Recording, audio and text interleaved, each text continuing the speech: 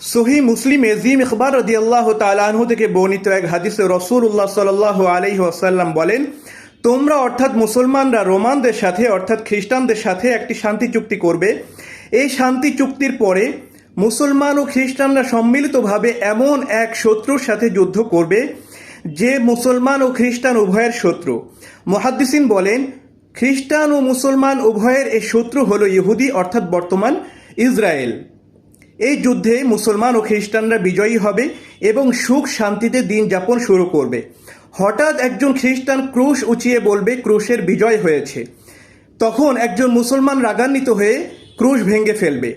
সে সময় খ্রিস্টানরা শান্তি চুক্তি ভঙ্গ করে মুসলমানদের সাথে যুদ্ধ শুরু করবে। এই যুদ্ধকে হাদিসের পরিভাষায় বলা হয়েছে মালহামা অর্থাৎ মহাযুদ্ধ। এই যুদ্ধ হবে অত্যন্ত ভয়াবহ। এই যুদ্ধে লাখ লাখ মানুষ মারা যাবে।